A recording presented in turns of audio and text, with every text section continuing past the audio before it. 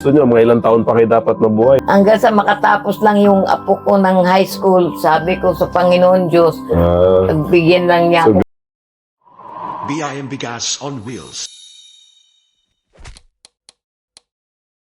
So okay lang namin kayo ma-istorbo. Paglalaban nyo, okay lang ma-istorbo ha? Opo, So mano-mano po kayo naglalaba? opo. Talaga. So kaya po. Kaya pa naman. Ano pong palayaw ninyo? Endring. Wala na po kayong asawa ngayon? Wala na Ilang po. taon na po kayong byuda? Ay mo ko ilang taon na yun. Hindi nyo na maalala. So ilan po naging anak ninyo?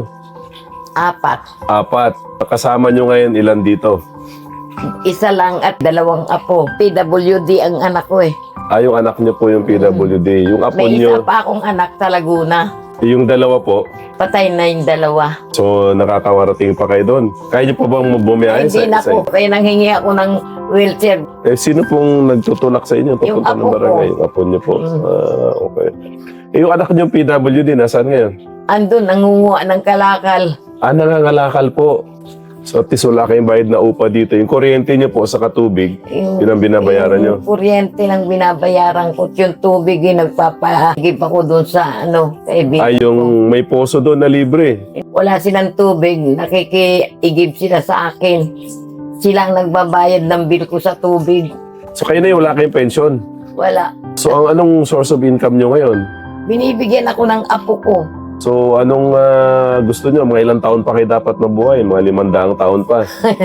Hanggang sa makatapos lang yung apo ko ng high school, sabi ko sa Panginoon Diyos, pagbigyan lang niya So ako. grade mahaba. 8 ngayon. Oo. So hanggang grade 12. Makatapos lang siya ng high school.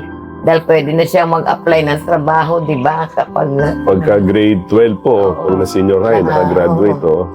So yun lang hinihingi nyo kay Lord ngayon. Opo. Okay. Okay, bigyan pa niya ako ng habang bubuhay. Okay lang. Nakapagsimba pa po kayo. Opo, pag linggo. So may ibibigay po kami sa inyo, Nay, na konting tulong galing po to kay Lord, Nay, ha? Opo. So kay Lord po tayo magpapasalamat. Ano po? Nanay Endring. Ito po.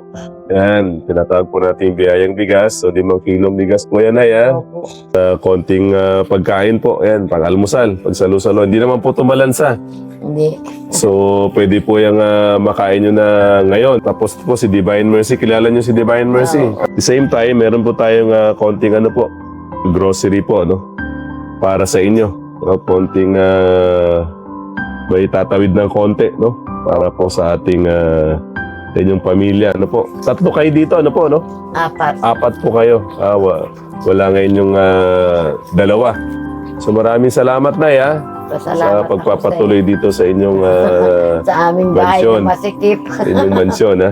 Para sa mga nais tumulong sa Biyayang Bigas, maaari kayong mag-donate sa GCash number na makikita sa screen o mag-message sa aming Facebook page, Friends of the Divine Mercy. Anumang halaga, malaki man o maliit, ay lubos naming pinasasalamatan at nagbibigay ng pag-asa sa mga nangangailangan.